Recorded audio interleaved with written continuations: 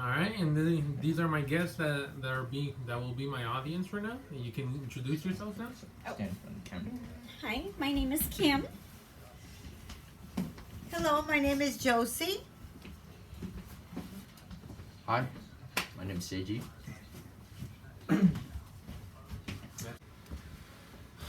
My name is Sebastian Pena. This is my presentation: social cognition and mental health, speech communications class. Roll it down. My research question was, how much does social cognition affect people when interacting with someone close, and how does their behavior start to change over time, for better or worse? When you're with someone close, for example, a friend, you start to copy the other in ways that can be positive or negative, or even family members can truly shape and change their personality for the better. I also wanted to see how people's personality changes when they are with someone who is completely different from who they really are, and what could be the benefits or negatives of it. Alright? Mental health and social cognition. In a study made by Mental Health Weekly Digest, it was found that people suffering from any mental health problems would be subjected to a training in social cognition to improve on their mental health issue.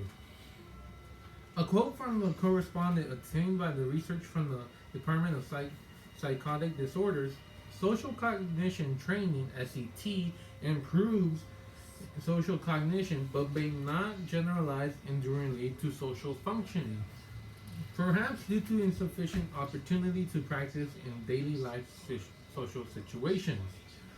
Meaning that people who suffer from mental issues can have this training but won't fully be prepared for them for real life situations, and will most likely crack under the pressure from trying to talk.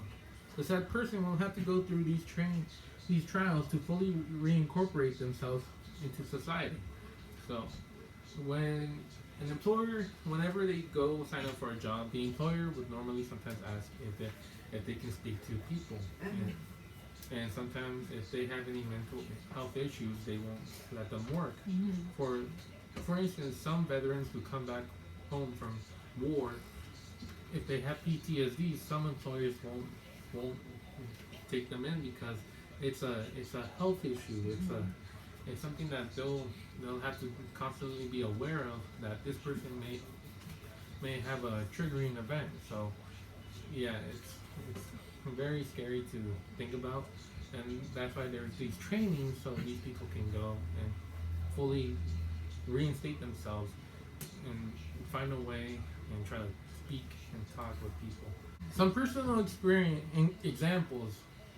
I have quite a few, but I'm only gonna say 3 of them because I have a short time limit. Oh, I have a friend named Seiji. Before I met this person, I wasn't really respectful in my sentences. I didn't have the right tone whenever I spoke. Well, I mean, I didn't really fully complete my sentences. I didn't interact with people properly, and so when I met Seiji was raised properly and spoken how to speak properly to an adult, and by saying phrases like "good" and "how are you," or "fine, thank you," and so on and so forth. When I started learning this from Seiji, I started to fully sound like an adult. Well, now I hear myself. I'm starting to stutter, but later on in the point. But Seiji really helped me out with speaking, like interacting with people properly, to the point where people actually remember me as this person who can speak to them properly.